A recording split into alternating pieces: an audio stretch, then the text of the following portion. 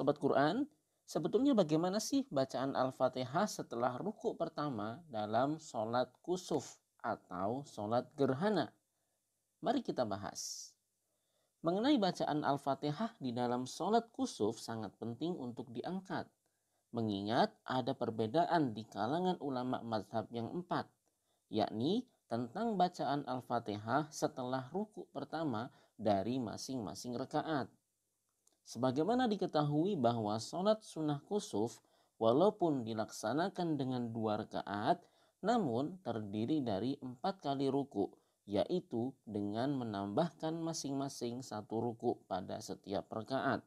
Sebagaimana riwayat yang disampaikan oleh Al-Bukhari di dalam sahihnya dari Aisyah radhiyallahu anha bahwa dia pernah bercerita terjadi gerhana matahari pada saat hidupnya Rasulullah Shallallahu Alaihi Wasallam.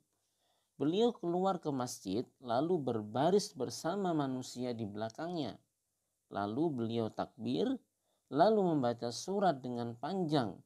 Lalu beliau takbir dan ruku dengan ruku yang lama. Lalu bangun dan berkata, Sami Allahu liman hamidah. Lalu beliau berdiri lagi tanpa sujud. Kemudian beliau membaca lagi dengan bacaan yang panjang namun lebih pendek dari bacaan yang pertama. Beliau kemudian takbir lalu ruku dengan ruku yang lama yang lebih pendek dari ruku yang pertama. Lalu mengucapkan Sami Allahu liman hamidah. Rabbana walakal ham. Kemudian beliau sujud.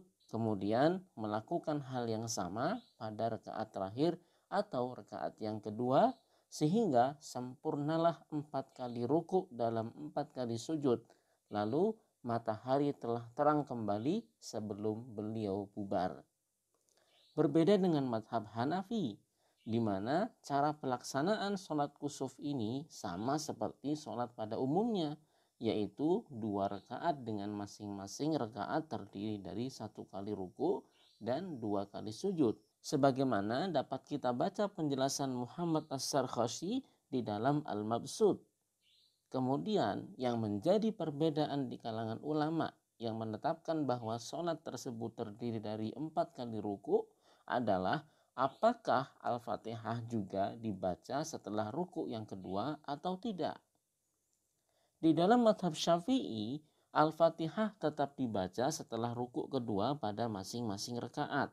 Penjelasan ini salah satunya dapat kita lihat di dalam kitab karya Imam Asy-Syafi'i sendiri. Riwayat dari Aisyah radhiyallahu anha sendiri sebenarnya hanya menyebutkan perbedaan antara banyaknya ayat-ayat yang dibaca setelah Al-Fatihah antara bacaan pertama dan kedua dalam rakaat pertama, serta bacaan ketiga dan keempat dalam rakaat kedua. Bukan menyebutkan bahwa Al-Fatihah hanya dibaca pada bacaan pertama dan ketiga saja. Wallahu a'lam bishawab.